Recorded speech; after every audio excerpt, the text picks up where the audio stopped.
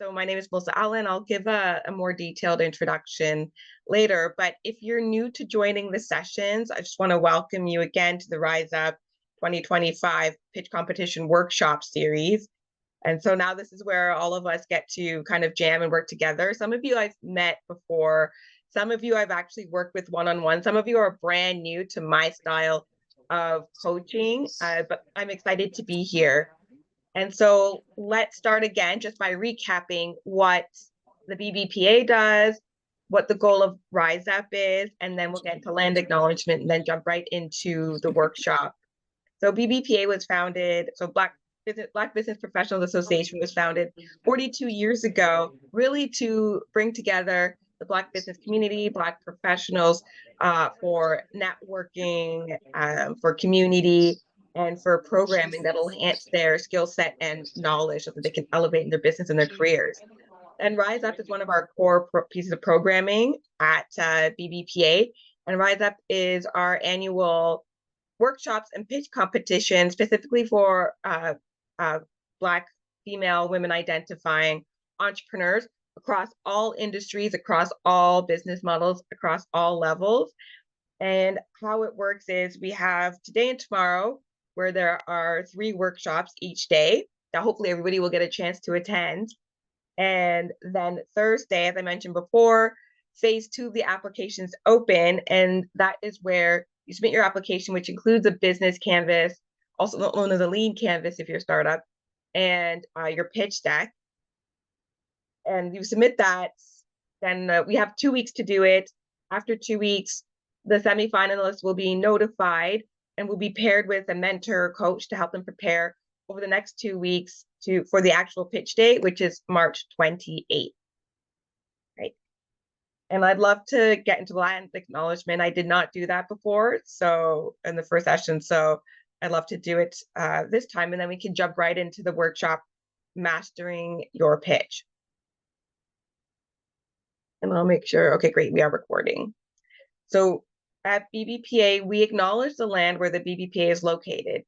It is on the traditional territory of many nations, including the Mississaugas of the Credit, the Anishinaabe, the Chippewa, the Haudenosaunee, and the Wendat peoples, and is now home to many diverse First Nations, including Inuit, Métis, and others. Toronto is covered by Treaty 13 with the Mississaugas of the Credit. We also acknowledge people of African descent who were brought here against their will or in search of a safe place to live their lives and raise their children. Thank you. And with that, I will go ahead and share my screen to begin.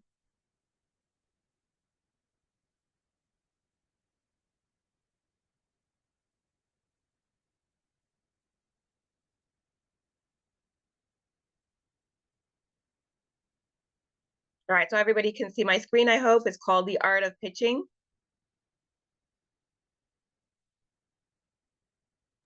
Yeah, we can see it. Thanks. Thank you. I see Mary Powell. She gives her thumbs up. So you're going to be my thumbs up, thumbs down person when I ask questions because I see you on the screen. All right. So a little bit about me. So again, my name is Melissa Allen. A lot of people say, Melissa, I see you everywhere. And absolutely, you see me everywhere and you will continue to see me everywhere as long as I'm breathing. And that's because a big part of my job is discovering, coaching, and helping growing entrepreneurs and their businesses. And I do that 2 ways. Number one, through Capital M Ventures, which is my VC fund, a venture capital fund, and we can get into that later if you're curious. And what it is, it's a pool of money that I raise from investors. And in my case, it's to invest in the angel and pre-seed stage startups with at least one woman of color or Black founder. Right. Right now, we have 9 companies in the portfolio. 40% of whom, at least, I think it's actually more, are Black, and again, and 75% of whom are women of color, which matches my thesis. And so we've invested in 9 companies. We'll likely invest in between 7 and 9 more over the next 5 quarters. And then I'm going to get ready to raise fund 2 as well. And then the second way I help support entrepreneurs is through my work advising at BBPA, and also becoming the project leader for the Rise Up Pitch competition, which is a passion of mine, Black female entrepreneurship. And how I got started, I was in the corporate world for 8 or 9 years, switched to wealth management at Desjardins, decided to combine the two because I worked in big tech and corporate, decided to combine big tech corporate with wealth management and put it together. You get angel investing, venture capital, and startup advisory. Okay, so before I get into pitching, I actually just wanted to quickly go over this lean canvas, also known as a business canvas. And what it is, it's a one-pager that essentially summarizes your entire business. So think of it as a business plan, but condensed to one page, where each category or each module is completed in order to help you better articulate your business, your strategy, how you make money, but it also will help other folks be able to understand your business at a glance as well. And filling out a canvas like this, it really helps you like drill down to the core essence of what your business does. And sometimes when you're stuck defining what your business is, you're stuck trying to figure out what your elevator pitch is. You're stuck putting together your slides. You don't know what to put. Start with the canvas. And there's two kinds. There's the business canvas and there's the lean canvas. They're essentially the same thing. The only difference is that the lean canvas has wording that's more suited to startups, and business canvas is broader for all businesses, not necessarily startups. Like, so for example, if you're a service business, you can use the business canvas, but they're essentially the same thing, right? So where you want to start off is with the problem, right? So what is the problem that you're trying to solve? And this is again where it's the value creation section, right? And then write down the existing alternatives. And I cannot see the top here, but so we'll go down instead. So see here. I'm gonna stop sharing for a second just so I can see the slides properly for a moment. Okay, there we go. Great. And so the top left, you'll see a solution, and the middle one is unique value proposition. So I'll go ahead and share that again for you.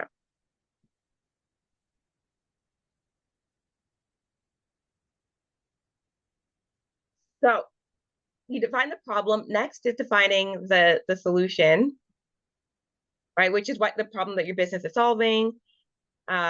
Next up, if you keep going to the right here, what's your unique value proposition? So what's different about you? What makes you special? It could be something simple as you are the most affordable option, or it could be the opposite. You're the most like luxurious or high-end option, right? Or you provide services that give a unique insight as a person of color or as a woman.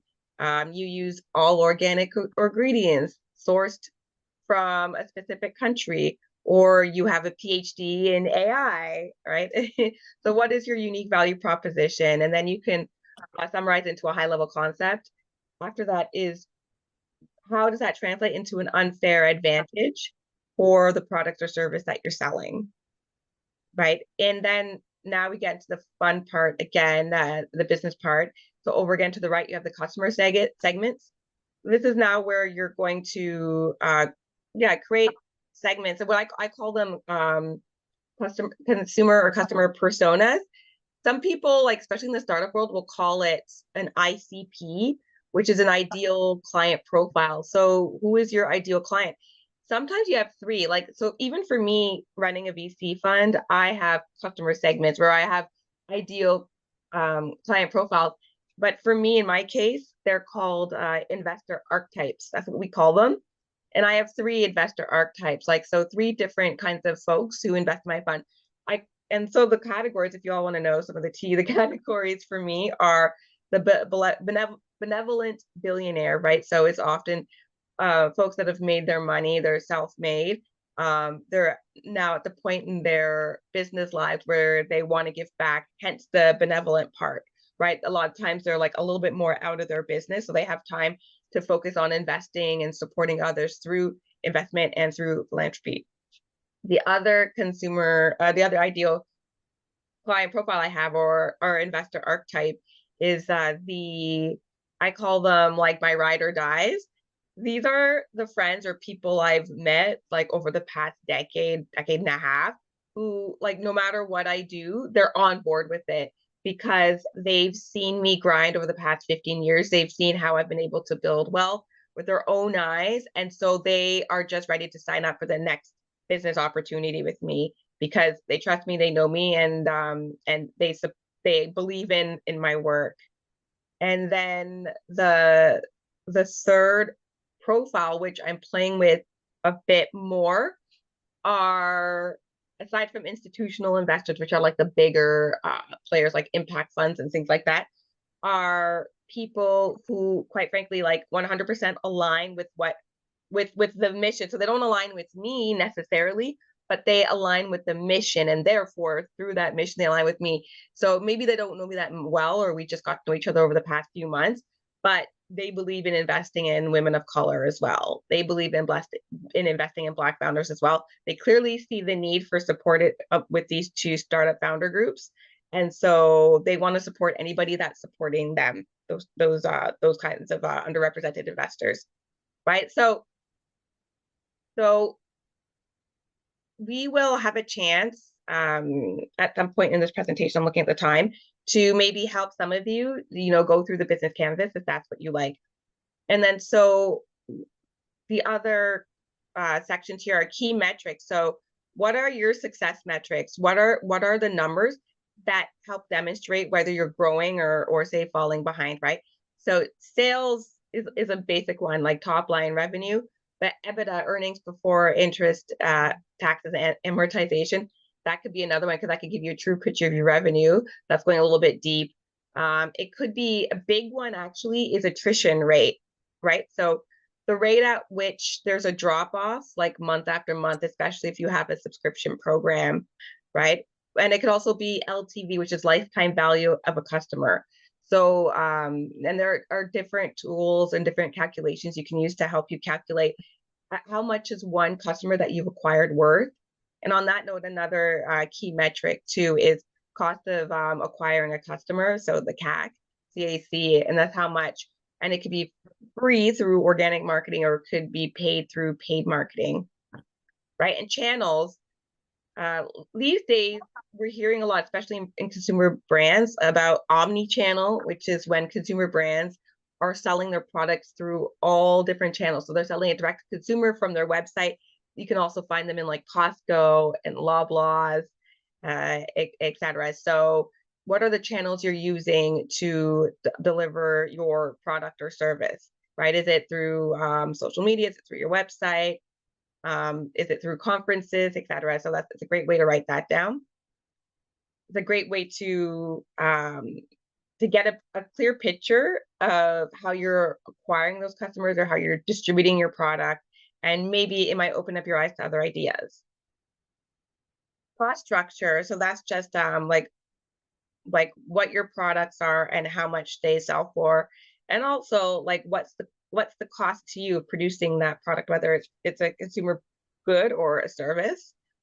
And revenue streams, right? So for example, if you are in business services and you yourself are like a health coach, what are your revenue streams? Are they digital products like an online workbook or nutrition guide that people can download?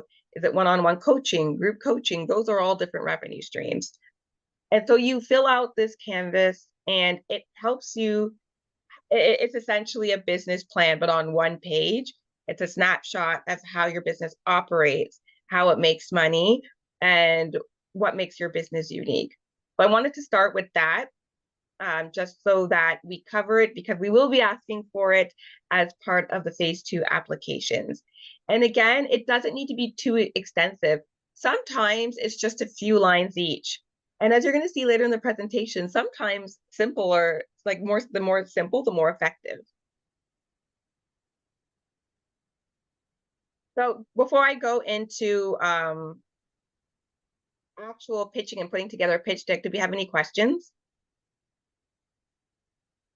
We can come back to it afterwards as well. Melissa, there's one question in the chat. Yeah. Can you please go over the unfair advantage section? Yeah, absolutely. And let's see here. Unfair advantage, which is up at the top here. So after the unique selling proposition, which is like the middle long peach rectangle, to the right of that is the unfair advantage, right? So I would say those two are related. You need to be able to articulate the first one in order to get to the second one, creating the value and then defending that value. And so your unique selling proposition is what's unique to you or your service, and then how does that translate into a competitive advantage? Okay, so and I can use myself as an example too for Capital M, right? Because people ask me this all the time. Well, they used to. I think they understand it more now, what I'm trying to do, right? But my unique selling proposition as an investor is that, I may not be the best programmer or coder. However, I really understand business and business strategy, and I love it. And above all else, relationships are my thing. Some of you might have noticed that. Like, I love relationships. I love building relationships. I love nurturing relationships. I love supporting people. I love bringing people together. I love making introductions, right? That's something that's super unique to me that people notice right off the bat, right? Hence me being everywhere, right? And how does that translate for me into an unfair advantage?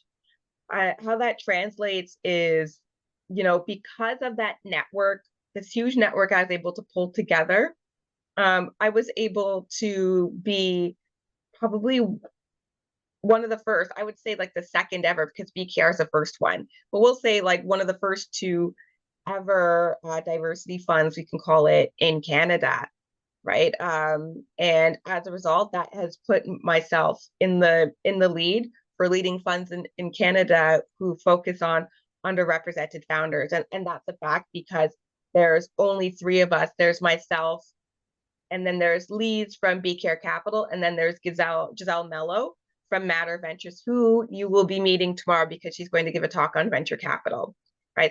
So that's the unfair advantage, is because I have that lead and being almost like first to market, plus the relationships, I get the best deal flow, meaning I get to see all the companies in Canada that are led by underrepresented founders. So I get the top choices for those, and investors really appreciate that. And that's where my value add comes from and my unfair advantage. I hope that's clear. Whoever asked that question, if they wanted me to help them walk through theirs, let me know, and we could do that at the end too if they want to think about it a little bit more. Okay, let me know, and I'm happy to workshop other people's too. After we finish like the presentation, that's where it gets really fun. Okay, so let's get into pitching now and what the point of a pitch is. So let's start with like the presenters. So you all, like, what's your why? Like, why do you want to pitch, right? Typically it's to get exposure, generate buzz, to establish or nurture a relationship, or to obtain something, right? Whether that's money through a pitch competition or through investors, or to develop a strategic partnership. Of course, we always have in mind our own why, but it's still nice to articulate it because that helps inform the tone and the structure of the pitch. But don't forget, we have to think about the audience's why as well, right?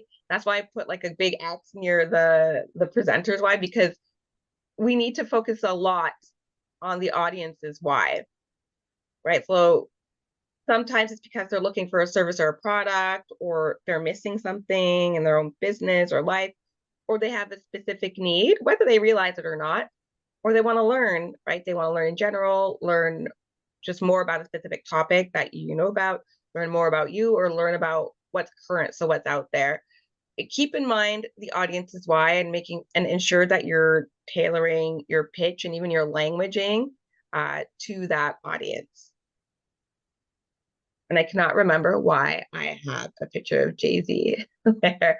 I think I do actually, now that I think about it, is because what Jay-Z is really good at is adapting to his audience, whether, controversially, that's corporates who are in charge of the Super Bowl and cutting a deal with them, or whether it's an up and coming rapper. And I've always admired that about him. Okay, so keys to a great pitch. And don't mind my dated like meme there with DJ Khaled, major key alert.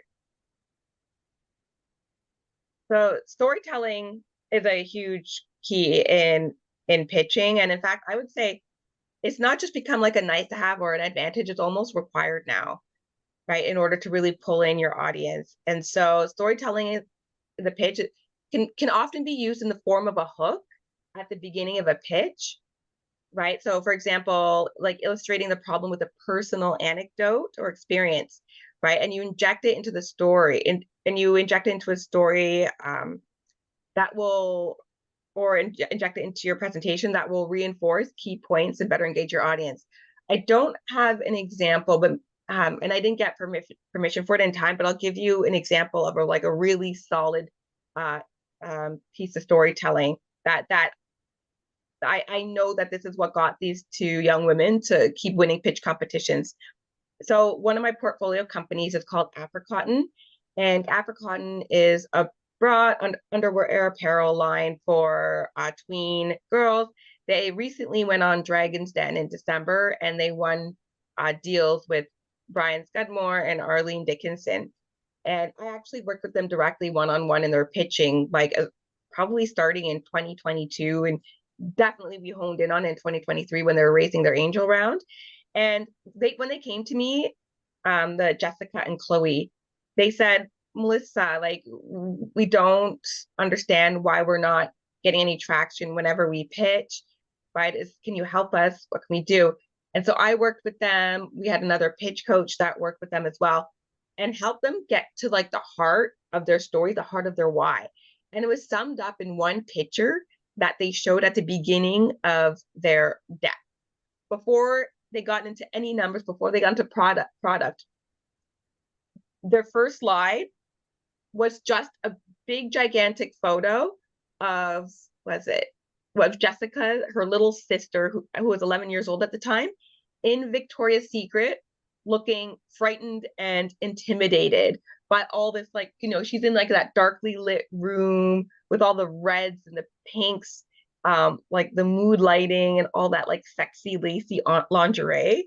So can you imagine a photo of like this like little girl like looking at these mannequins and all these like sexy lacy bras and underwear, and she's like looking petrified because this is her first bra shopping experience. When they told the story of that first shopping experience with Jessica's little sister, investors and pitch competition judges immediately got it, right? And I would say they won a solid, let's see if they won a solid like 200K just from pitching in like less than 1 year as a result. That's my favorite example.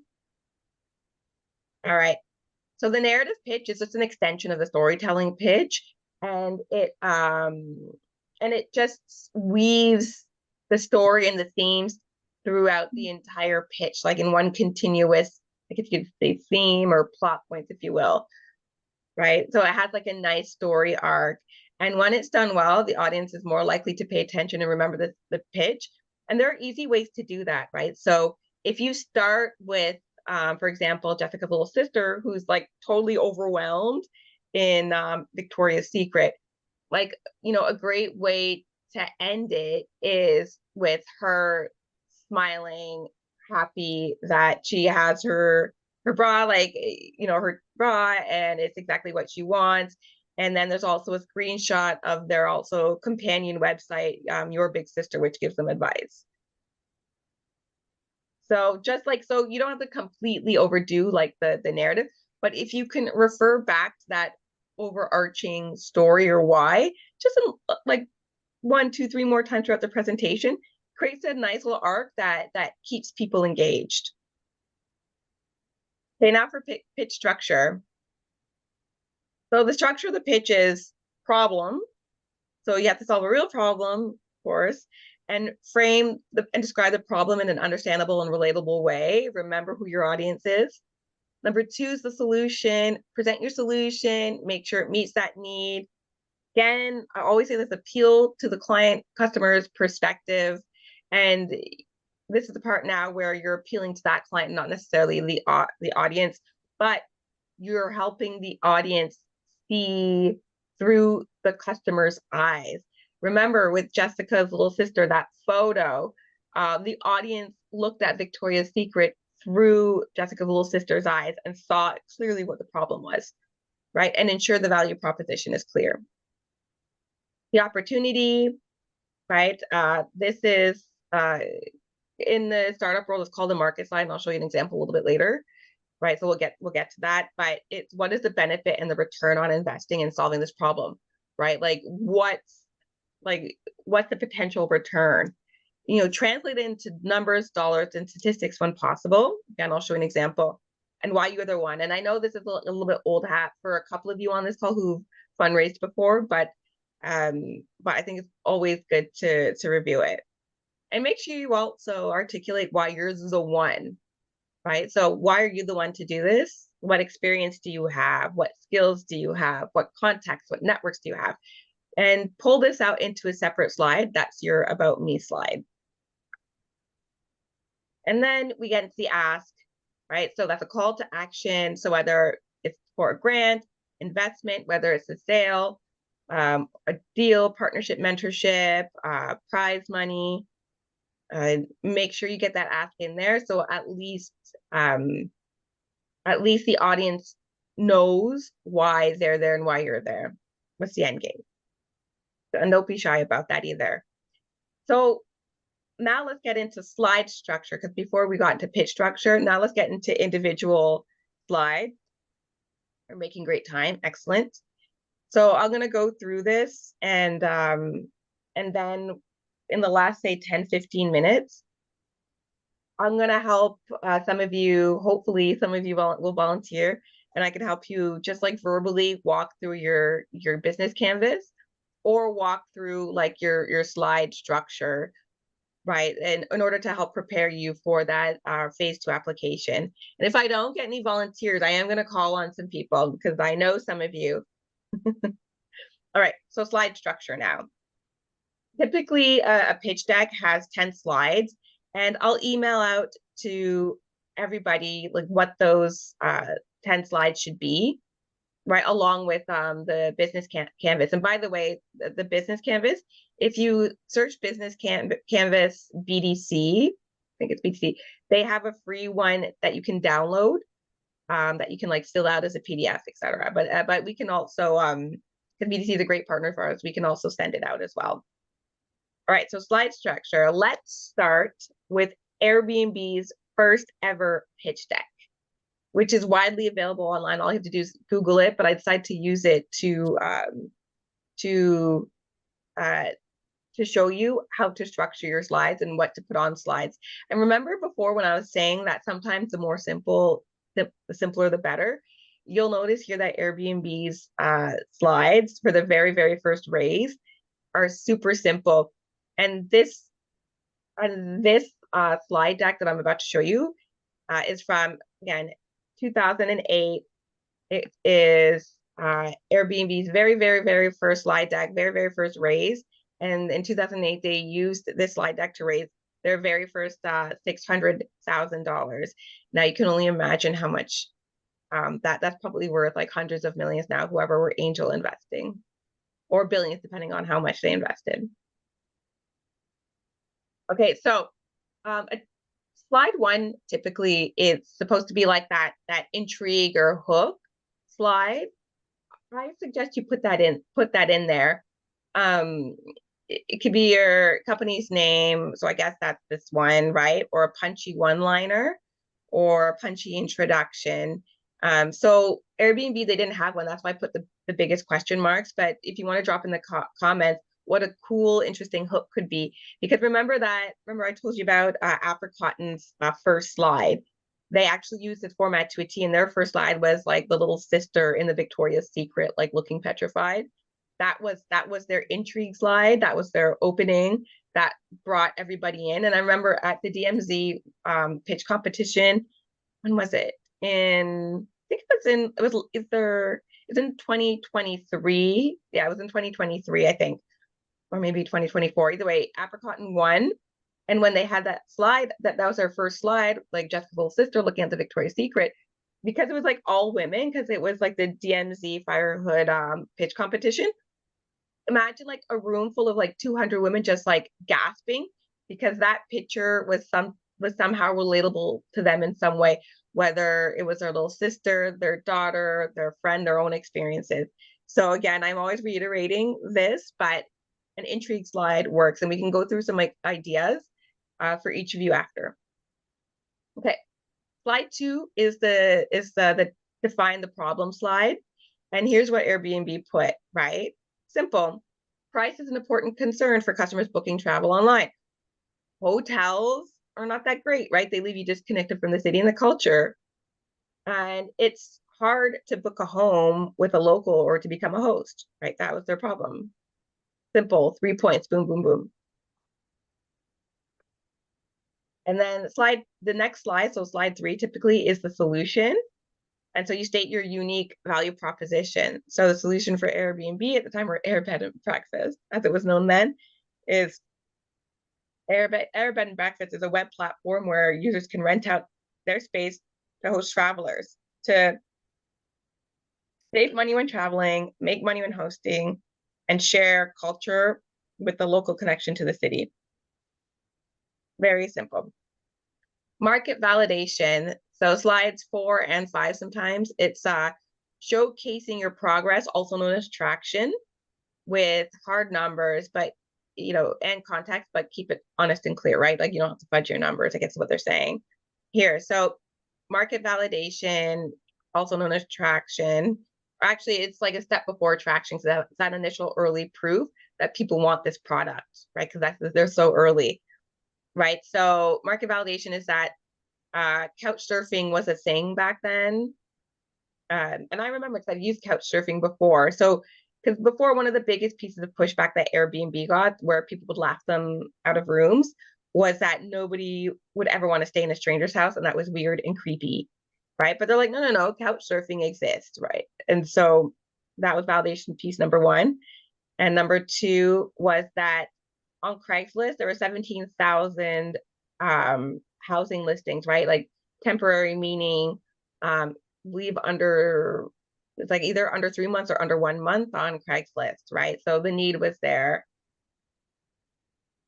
And then the market size. So I was mentioning before, like, what is market size? Market size is the entire dollar amount of your industry, like money that moves in your industry. So for example, Airbnb back then in 2018, for them, it was 1.9 million trips were booked worldwide.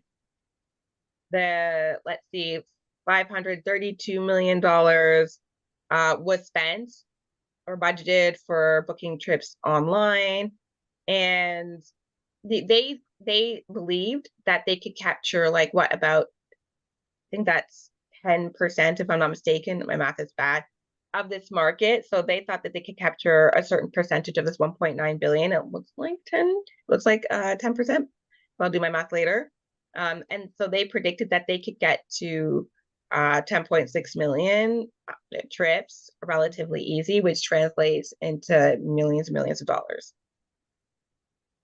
Then they did a product, and this is an additional slide. This isn't in that 10 slide format, but it's still really important. And that's just like a product description, visualization / demo.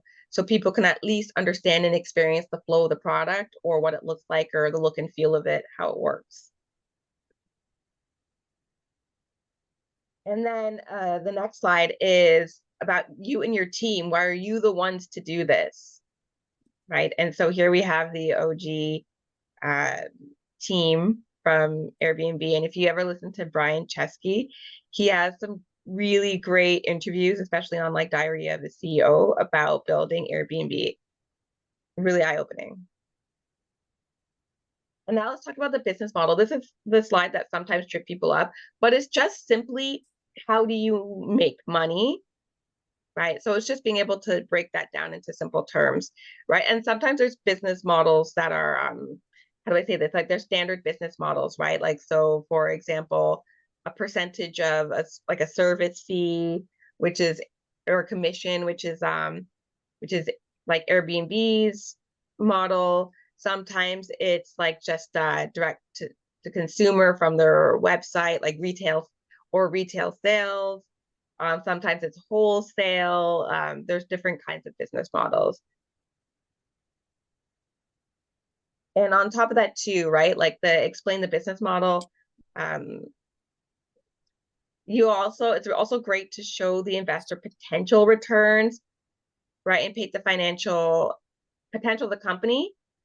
The higher the potential, the better the pitch.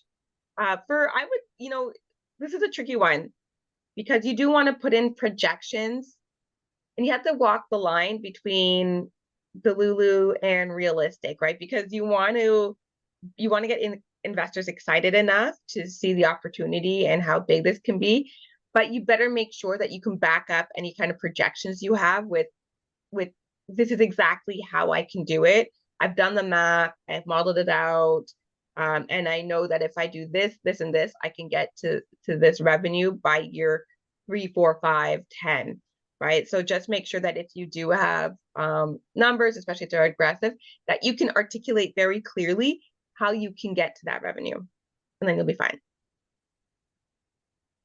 And again, they put in this guide I looked at about what the key slides to put in, highlighting the team product fit. So sometimes here, if you're the founder and it's just one of you and then you have like the rest of your team, this can just be about you because you want to highlight yourself, right? And your achievements and what makes you the person to do this, right? But if it's all three of you together as co-founders, that's when you all have a slide as a team, right? But if it's you as a co-founder and you put together a great team, then this is where you want to highlight that team apart from you and what they bring to the table. And this is especially true if you are not a technical founder, but you happen to bring on a technical, like a chief technology officer or a developer who's like a rock star, right? Or if you're in cosmetics, you've brought on a great lab technician, etc. This is where you want to put that because this also helps show your audience again, like why you're actually prepared and qualified to run and scale this amazing business. Okay, now this is like the last slide in a 10-slide deck, and it is how much money you need or how much you're raising, and then how you'll use that money, like how it will be used. And as a bonus, what's really nice to see is where you can get to in revenue or another key milestone using that funding. And if, for example, you're pitching at the Rise pitch competition, it's really nice to have a slide at the end that says, this $10,000, we will use it towards this, which will help us achieve this. Right? That's the formula. Here's some extra slides that are good to have as well. I think are pretty important. The good old competition matrix, which you can look up, right? Oftentimes there's an X and Y axis, and your different competitors, they fall into different parts of this axis. For example, like affordable and cheap, or like luxurious and rare. And it's a great way to map out where you sit around competitors. And by the way, and you can also put competitive advantages, that's helpful as well. And by the way, with competitors, I should go back and say, like, you have competitors, so articulate them. Don't say you don't have competitors. Like, everybody has competitors. They're out there.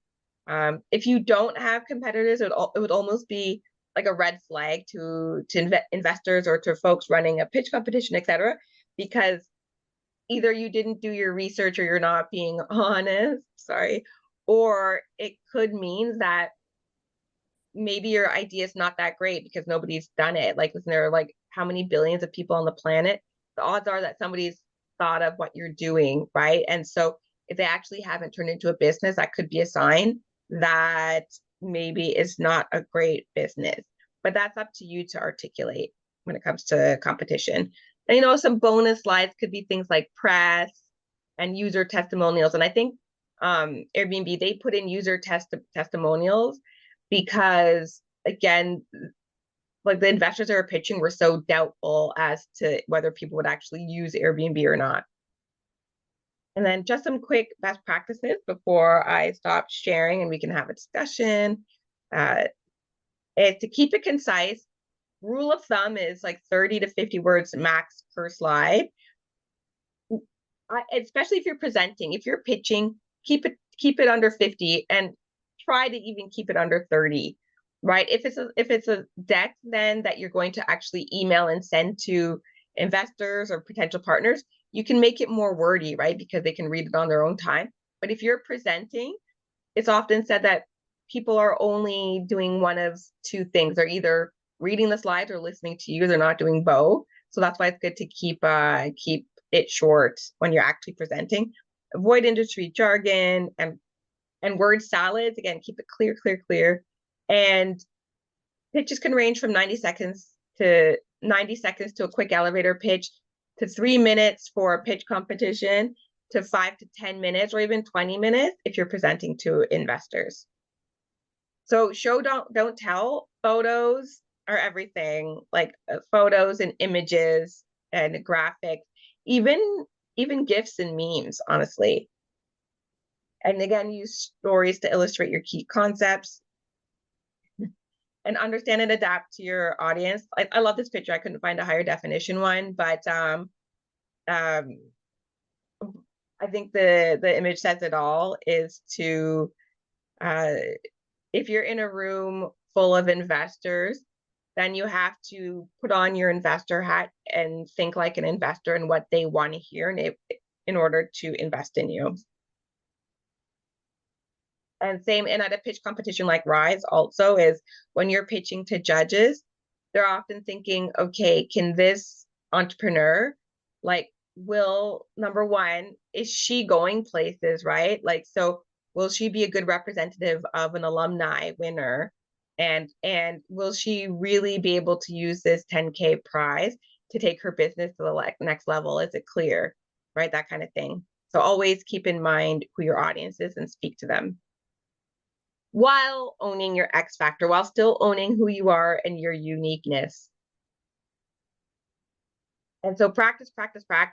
Don't feel like you have to like memorize it exactly, because I haven't memorized this presentation, right? But I'm very familiar with it, so I can still riff off of it. And it's never the same presentation again because I don't memorize it. And then know your stuff, know your numbers as much as possible to be prepared for any sort of question. And we won't have time here, but when I worked at League of Innovators, as I used to run this accelerator program for young people. One of the alumni was Tara Bosch from Smart Suites. She ended up eventually getting to $100 million in annual revenue and selling the company for $360 million. Right. But before then, she was just a founder making candy in her kitchen when she was part of League of Innovators program in 2015.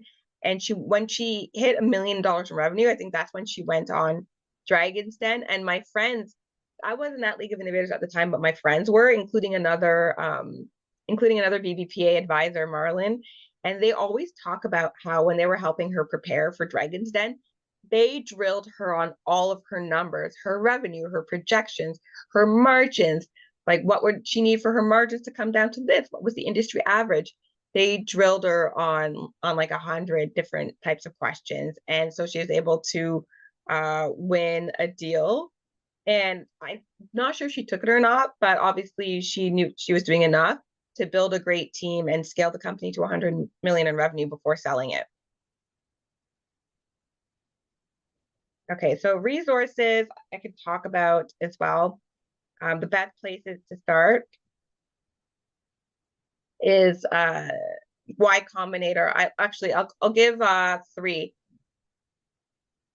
I give BDC, like they have founder resources on their website and workshops and courses, so much free material. And again, that business canvas, like just that, ooh, business canvas BDC, it is a lead gen form. So you have to fill out your your email address and your information, but you can get it for free there. They also have like guides on how to build a pitch deck, everything you need. Same with Mars Discovery District as well. They have free founder resources. And Y Combinator. So Y Combinator is that big famous tech accelerator in the States. They also have free they also have free services and free guides as well, especially if you go to a Y Combinator startup school. That's all free resources, including like templated pitch decks, etc. So I recommend going to those places for resources to get you prepped for the application process if you don't have your pitch deck already. Okay, so I'll stop there. I talked so much. I'm gonna have a sip of water. But does anybody have questions about anything at all?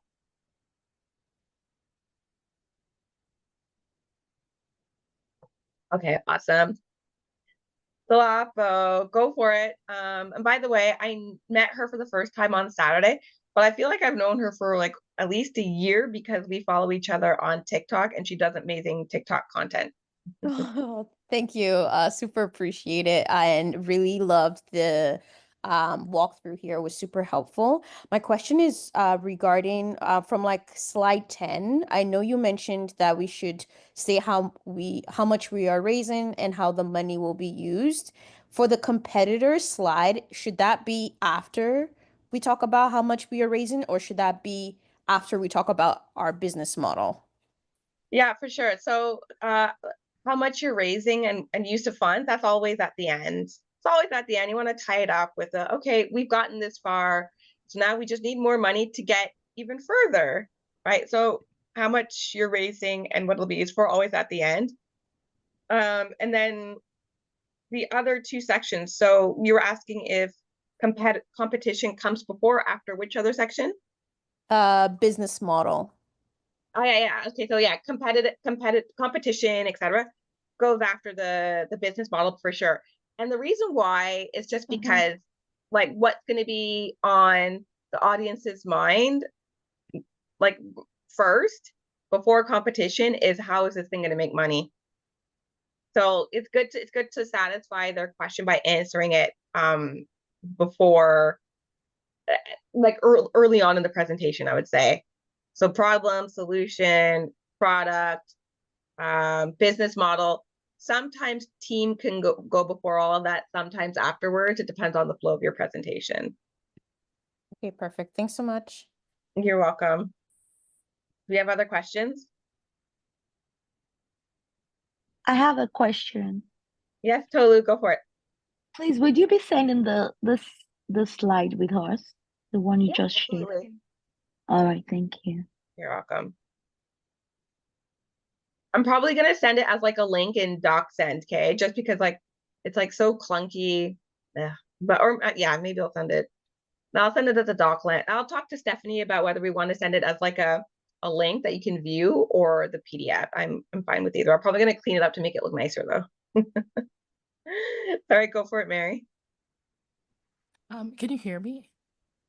Yes, I can hear you. Okay. I was wondering, if you are just starting, like you just have a startup and you haven't sold any product, in your pitch deck, should you put like the market validation for the product, the need for the product, if you haven't done any sales? Yeah, absolutely. So this is where market validation comes in super handy. And actually, you notice that with this Airbnb deck, I don't even think that they like from the looks of the deck, it looks like it was pre-product as well, right? Because Yeah. they used other businesses they use Craigslist and Couchsurfing to validate their idea, right? And they also use like the wider market as a whole, like how many trips are booked, how many are booked online, etc.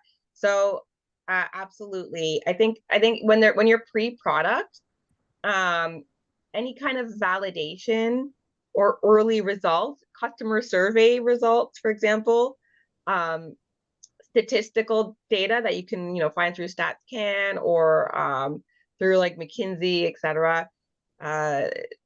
What else? Like some kind of like indirect competitors as another source. And that's like one example. And then how big like the market is. Mm-hmm. Okay.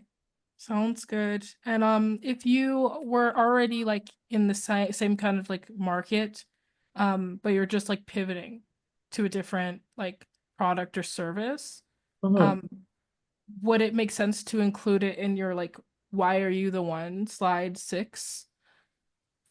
And are you talking about, for example, like you're pivoting your current idea to something else, or you're taking an existing idea and you're pivoting it or riffing off of it? I'm taking a new idea and just pivoting from a previous one. So like I'm just pivoting from a service to a product. Okay, and is it your business that you're pivoting from? Yeah.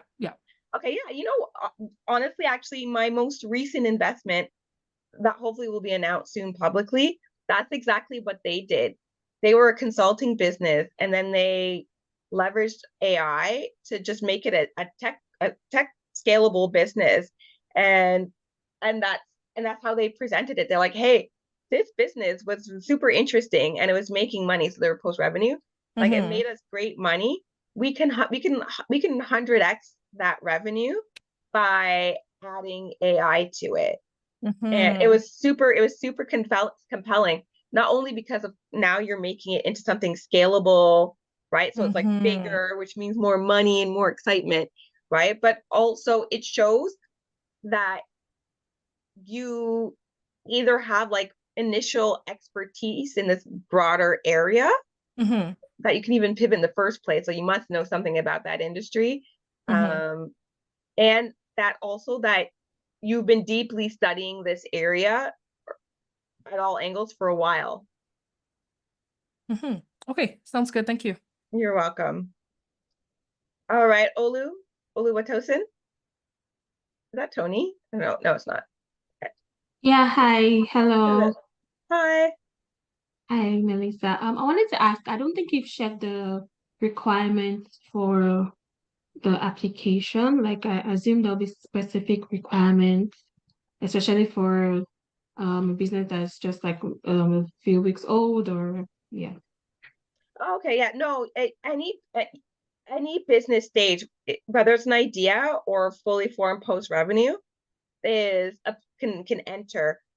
Like there'll be like the typical survey questions, right? In the phase 2 application. But the new elements that you have to include are going to be that business canvas that I showed you at the beginning of the presentation. It's like that one pager with like unique selling proposition and problem solution. Like you're gonna have to fill that out, right? And you can get a copy. I put the link in the chat just here on this BDC link, right? So you're gonna have to fill that out, and you're gonna have to do a pitch deck. So similar to the one I just walked you through with Airbnb, those are basically the two things that are super brand new. Other than that, the rest, like, it's just going to be like multiple choice, quick words, like when was your business founded? Is it generating revenue, et cetera, et cetera? Like what category? But really what's new and what you want to work on are that business canvas, filling that out, and that 10-slide pitch deck. All right. Okay. Thank you. You're welcome. And depending on how well done the pitch deck and the business canvas are, you can really sell it even if it's just an idea. Well, I've seen that happen many times. Okay, all right, we'll go to Shioma. Sorry. So I think one of my things that I'm struggling with is really like sharing the story about behind the revenue piece for my business, because like technically like there's two catchments, right? Like there's the B2B, like which are like the therapists, and then there's like the user for the app. So I don't know how to say that in a way that is like succinct or doesn't get me in a place of like, well then like who's your target audience? Because I've kind of come into that issue. But I know like my core focus is the user, like, but just in terms of like how the model works, it's like my best bet, our therapists are going to pay for it, but they're not going to pay for it if the users are not on the platform. Okay. Can you do an elevator pitch on your business? Yes. So so Inner Compass has a wellness app catered to BIPOC community, offering guided meditation, mindfulness, guides, and they also have a directory list of therapists that individuals could access. Great. And then the revenue streams are through the guided app. Is that paid or are there advertisements on it? So right now it's a freemium. We have worked with a couple, well, we are in conversation with a couple businesses to do ads on it, which is kind of cool, to kind of keep it free for users. So right now it's free, but it's not going to always be free because I want to be able to test out what are the features that people continuously go onto. So that way, when I switch it to a premium, I know those are like the quality, like the ones that people what the want. people are willing to pay for, like Yeah. the value. Okay, great. And then what's the other revenue part, like the directory? Do therapists and psychologists like pay to get listed? Yes. Yeah, so you know what you call it? And I actually just heard this recently. I'm like, oh, that's smart. Because once I was at a pitch competition on Friday in Vancouver, and one of the companies, they had two revenue streams. They had this stream of revenue through this like B2B SaaS like technology software, but they were also still doing like consulting, like face-to-face consulting. And so a friend of mine who's another judge, she called it like a stacked revenue model. And I think that's good, right? Like that, I think that's like a great, like kind of like really elegant way of saying, hey, I have more than one revenue stream here, right? So I would use that story because that's actually quite interesting. Is that you have a stacked revenue model, right? So you have freemium that you're gonna experiment and beta test more and more, and to see where the value is that you could upcharge. But then you also have this directory where therapists and professionals can pay to be on it, and they feed into each other because the users will come onto the app and eventually they're gonna be guided at some point to this directory, right? So I think that's interesting and that's great. And so I would just say you have a stacked revenue model. Here's this and then this. And then you can also, what's neat too, is you can also how they can help create like a flywheel, how they can help build each other or help generate each other, right? So for example, the more people use the app and the more people that come onto the app, then the more the more leads that the therapists get on the directory listings, which means more therapists are willing to pay more money to stay on the app or to get onto the app. It just creates like a nice virtuous revenue cycle. So I think stacking, just articulating of the stacked revenue model will work fine. Can I ask one more question while I have, because I think even to the stack revenue model, so like for context, this is our product, right? Like our app is our product. Like I'm a therapist, so like we do therapy anyways in my like in my business. So what could I also talk to that to say like this is why we're doing this? Yep. Okay. Yeah, absolutely. And then I would also articulate like end goal too, like your end game. Like what's your end game with this business? Is it the app that's going to help build your therapy practice, or eventually is the app going to be built up to the point where it can break out on its own? Yeah, probably break out on its own, because the thing is like with a therapy business, you're limited to the amount of clients you can see. Articulate that, because again, at that pitch competition that came up again. Okay, so what's the crossover point between when you're relying on your when your like app business overtakes your consulting business, in your case app and therapy, right? And so articulate that too in a one liner, like we predict that by the time we get 10,000 people on the app, 5,000 they'll pay $4,000 a month. That's $20,000 like a month. And at that point, we'll be able to focus on the app solely, kind of thing. Or the app will stand on its own as a separate business or technology. Kind of frame it that way. Okay. Thank you. I see it a lot because it's smart when people are self-funding. They have to self-fund through exchanging time for money, right? Until their tech product takes off. It's normal. Okay, who's next? I see Zoom user. Who's Zoom user? Who's next up in the? Sorry, No, I think that might be me. I didn't know how Yeah, to yeah, that's put you. my name on. Sorry about that. Hi, Sarah. I'm Priscilla. I'm in early stages of developing an idea. So the first stage of the idea is a service, but there's another phase of the idea which I think is a sort of a peer-to-peer SaaS company, like an app. When I am sort of pitching developing my pitch, should I just focus on the first stage instead of kind of confusing things with like the second stage? I think Can you do an elevator pitch on your business? I'm literally so early stages. So it's essentially a sorry, 1 second. I have written it down briefly, so let me just get it up. So it's essentially a luxury fashion rental showroom. So we're basically your personal runway closet, allowing the everyday woman to step out and access luxury brands for their special occasions. So yeah, that's literally it. Okay, great. And then so that is that phase one, and then it'll go Phase peer to one. peer. So essentially the phase one is for people to come into our showroom to get the pieces, but the second stage is a peer-to-peer rental service where if you have luxury company, someone else can rent it and you can make money from it, and then That's you can cool. use it. No. You have to include that. Always include end game or Okay. big picture, and I think that's cool. So you can sit and you can actually like in one slide just break it out into 2 phases. Phase Okay. 1, luxury showroom. Phase, like, acquire customers, build your brand, bricks and mortar presence, branding, revenue. Exactly. And then phase 2, like, is peer to peer. Yeah. Okay, perfect. Articulate it. That's interesting. Well, thank you. You're welcome. All right, Shanice, Romulus. Hi, can you guys hear me all right? Yep. All right, hi, yeah, so my name is Shanice, and just quickly, I'm working on a platform called Serious, and the goal is to emphasize the importance of self-love while committing to the creation and curation of fashion, beauty, and cultural trends content for Black women.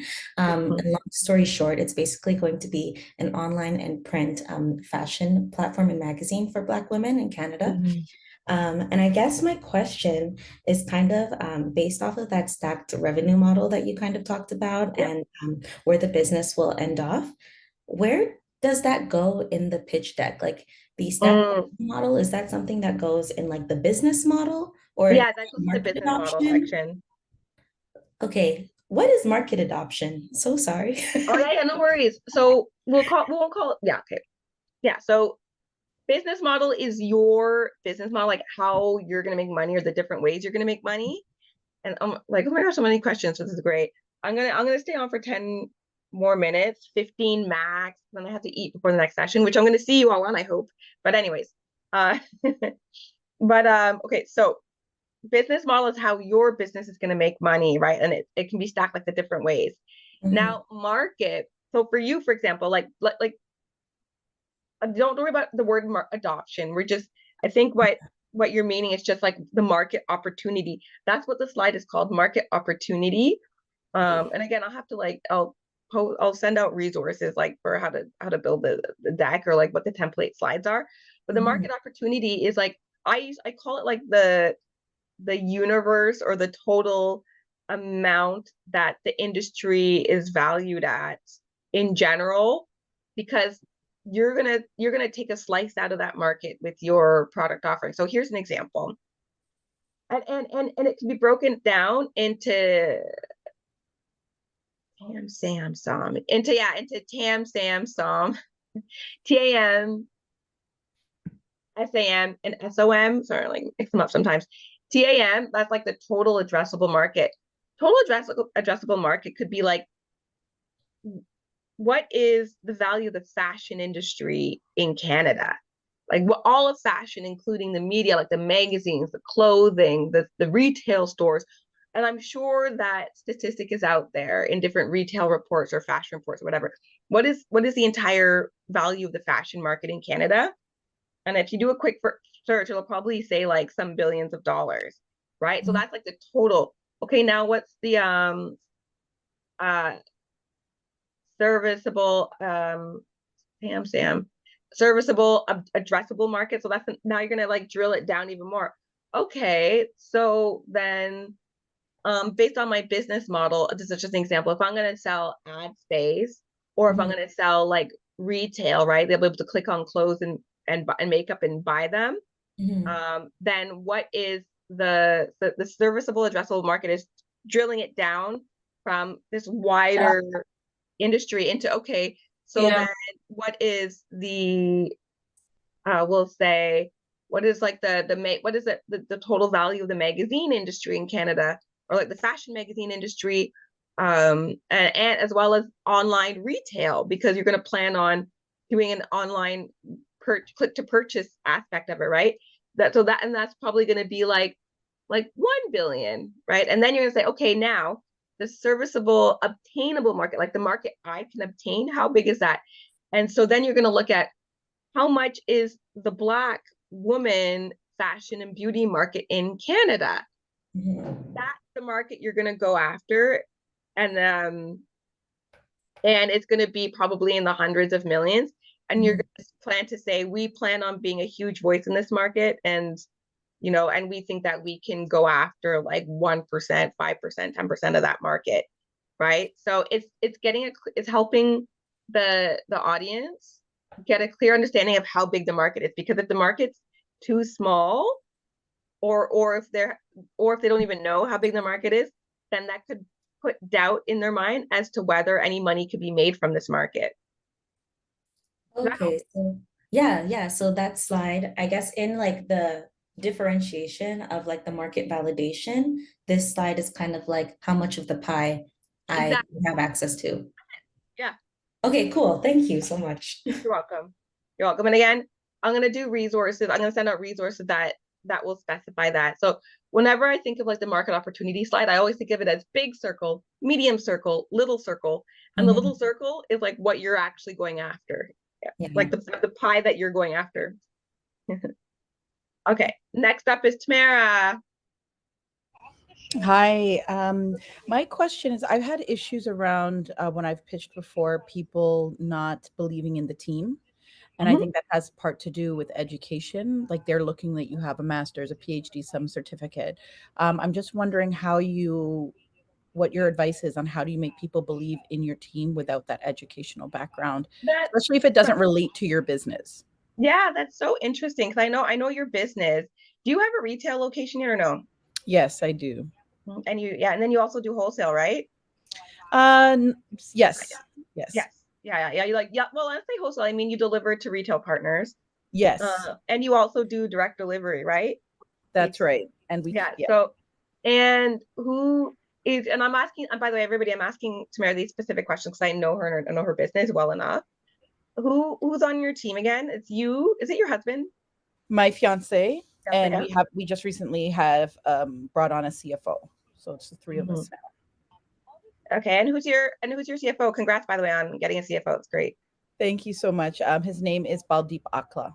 And he has like a CPA or something? Or? Yeah. Yeah. Well, yeah, there you go. Like, I mean, and what's his background? What's like his career background or industries he's worked in? I'd have to pull up his bio again. I'm not exactly sure. He's worked in something that can be somehow tied to what you're doing now, whether he's worked in retail, heck, even if it's like clothing retail in accounting, right. like retail is retail, right? And it's useful. Whether he's worked in food and restaurants, that's helpful. It's and I'm really good at this, right? It's taking your profile and your bio and just like tweaking it and polishing it to pull out what is going to be useful for taking this brand to the next level. And so you as the founder, you've done the thing, you're great. It's okay, we can get back to you. Your fiance, I know you two have worked on this so much. So let me ask you this question, and I'm gonna ask it broadly, so you don't have to give away all your business. But you started this from nothing, right? Right. And so you started this from like, how much was your initial investment in this business? How much did you initially spend? About 100,000, including Mhm. equipment and everything. Okay, and your revenues today annually, are they in the six figures? Each year, like yearly Yeah. revenue, Are they in the five figures, six figures? I'd say 5 figures. Mhm. Okay, and so, 6 figures are millions, right? oh no, six figures are 100,000s. Oh, I'm six figures for sure. Yeah, Yeah, see, sorry. I'm like, I'm what? like, are you sure, girl? So yeah. So I think that that that is sellable to me. Right. I don't know what Right. to say. The fact that you bootstrapped, took pitch money, bootstrapped, raised, I don't know if you raised the money, but it sounds like you kind of bootstrapped it. And now on the annual, you've already made back your money. And Mhm. then some. You scaled it to six figures, so you scaled it to the hundreds of thousands. Right. I mean, I think that is enough, right? And then what you can say now is that, like, we brought on a CFO to get us to hit our next major milestones, which is 1 million in revenue a year. Okay. Thank you. That's helpful. Thank you. Yeah, because I think you have enough receipts. So you can say some nice things about your background. Like, what did you do before Classic Juice again? I was a vocational instructor in the hospitality industry. Okay, cool. Just say you worked in hospitality. Perfect, right? And then what about your fiance? He worked in community, so that's why he's great at and he was a basketball coach, so that's why he's great at leading the team and the operations, because his interpersonal skills are so great. Yeah, oh, absolutely. And I'm sure he has some fitness and nutrition like thoughts as well. And now I'm Right. gonna do something that's super personal, because when you have like no, like, me, for example, I don't have like my CFA. I didn't go to Stanford, and I still run a VC fund. The reason why I'm qualified to do it is because, just like you and your fiance, I put in the reps. Mm-hmm. Like, you've been at this for how long? You know what you're doing, and you also know what you need to do to get to your next milestone. Right. And Okay. what stemmed from that is, I'm sure there was something that instigated you needing to start this business with every bone in your body, and that needs to be part of your story, right? Okay. Like, was there some kind of health crises or health epiphany that you had? Yes. Yeah, that needs to be woven in to your bios, both you and your husband, so that they can understand, oh, this came from like a health crisis, a health epiphany that they personally went through, which makes them an authority. Right. Okay. Perfect. Thank you. You're welcome. Okay, Ali. Hi there again.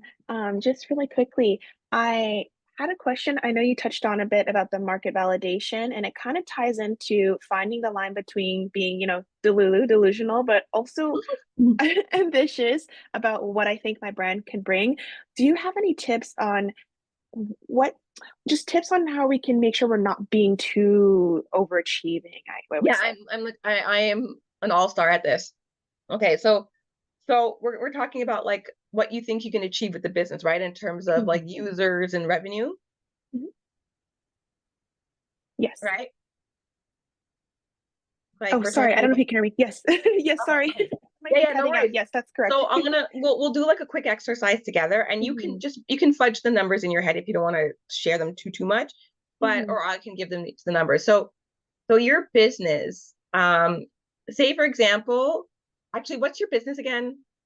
I don't think I've ever introduced it, but Yeah. it's essentially, I like to call it like a personal wellness companion on the go. It's going to be a Okay. mobile app called Guided. It's just personal resources that I've acquired. I'm also a life coach. Nice. Resources I acquired for self-help. I know that there are other resources like therapy, etc., but there are people who feel intimidated by the process, don't know where to start, especially in the information age. So my app kind of guides them in that sense so that they can find a home within themselves. Oh, I love it. Okay, great. And what's your like, if everything goes perfectly according to plan, in everything goes according to plan, you get everything you want, able to start this business and grow it. Mhm. What would it look like in 1 year? Ooh. In what aspect? Like, are you Yeah, talking and we'll financially or say just? financially and users. Mhm. Um, I it's not that I don't know. I just think my numbers are too ambitious. Is No, my tell me. Okay, problem. no, that's great. Tell me a number, and you don't have to tell me the exact number, but tell me a number. I Like, think make for one up even. sure, it just in the six figures. I'm very Okay, confident. great, 100K. Yes. So then what you do is you say, okay, and this is what you're going to do is you're going to have to reverse engineer it. I do this all the time. I was even just talking, I was like at a dinner full of VCs yesterday, and we were talking about how what we do all day, every day is help founders reverse engineer their revenues, right? So if you're, for example, if your goal is a year from now to make 100K in revenue, you got to work backwards. What do you need to do now, in a month, in a quarter, in the next 4 quarters to get there, right? So for your case, I'm just gonna spitball randomness, but like just to get your brain going. So you want 100K in revenue, right? And say, for example, you're gonna price the app at like $10, like we'll say at $100 a year, so like $8 a month. That means that you need to get why can't I count? You need to get 10,000. You need to get 10,000 users, paying users on the app, right? Like on the app or downloading the app and paying. Yes. Right. Actually, no, sorry, 10,000. No, 1,000. You need to get 1,000 users downloading the app and paying like $8 monthly. That gets you to 100 revenue. So how are you going to get those 1,000 users? You're going to say, this is my marketing and customer acquisition plan to get that 1,000 users. I'm going to be at every trade show. I'm going to do yoga workshops. I'm going to speak at yoga workshops. I'm going to do paid ads. I'm going to do partnerships with Lululemon. And you're going to say, like, this partnership will get me 500. This one will get me 100. You're really going to break it down. Okay. See, isn't me even saying like 1,000 users at $8 a month? That sounds doable, right? I think so too. Yeah, I'm very confident. Work backwards. Find your number and reverse engineer it. And then if it's too much for you, or if you think you need 2 years instead of 1 year, that's also fair, right? But now you know, because you still have to have confidence that you can back up that number. Awesome. Thank you so much, Melissa. I really appreciate your time. You're welcome. No problem. Of course, I love it. Okay, last question, and then we are going to break for the next one. All right, Oluwatosin. Yes, thank you. So the question is about the pitch deck. I know you've gone through all the slides, but I'm a bit confused. Are these slides for the submission or for the presentation? Like if we get picked and we need to like present to like a panel, is it the same 10 slides we're going to use? Good question. Good question. So don't even worry about the pitch for now, because when you get through the semifinals, you'll get paired with a coach. But really, I will tell you this though, when you're gonna your submission will be based on the template and the resources that I send out, that you've seen here and that I'm going to send out. Right. And it's going to be great. And it's okay if it's rough around the edges. It's okay if it's, like, just do your best with it. And then when it comes time for the semifinalists to get chosen, right, we're not going to really be choosing based on like, oh, this design is so cool. We're really going to be looking at the business. Is this a solid business or solid business idea? And then by the time you get paired with a coach or mentor, we're going to help you add, subtract, design, practice verbally. So it could end up looking different from what you submitted, but that will just be from you working with your coach / mentor. So I guess all this is to say is that what I've shown you today, that we're talking about, what I'll send out resources about, that's the format you're going to use to submit as of Thursday and for the next couple of weeks. And it's also going to be roughly what you'll use for the pitch day as a semifinalist. But it just might, it'll probably change at least a little bit by the time it's pitch day. Okay, so the Canvas, is that going to be part of the slides, or is it a separate document? Separate document. So you're going to be submitting 2 documents. Oh, right. Okay, thank you. You're welcome. But I would recommend that you start with the Canvas first, because that gets the wheels turning about how you think about your business. Right, but that's up to you though. Or you can do one then the other. It's okay though. whatever is comfortable with you, whatever feels the best for you. All right. Okay, I'm going to go grab lunch quickly before we meet back here at 1 o'clock for corporate and government procurement. I know it sounds funny, but basically those workshops, government and government and corporate procurement, all it means is how to sell into government, how to land those government contracts, how to land those juicy corporate wholesale contracts. That's what we're going to go through. And we have somebody from Loblaws who will talk about the corporate side and how to build a relationship with Loblaws and how to get on their supplier list. And then we'll have somebody like this amazing young Black woman who's going to speak about how she landed government contracts in her 20s, which is so cool. All right, so come back for that in 17 minutes, okay? All right, everybody. I will go off camera, off audio, and I'll see you back here. See you soon. And thank you so much for attending.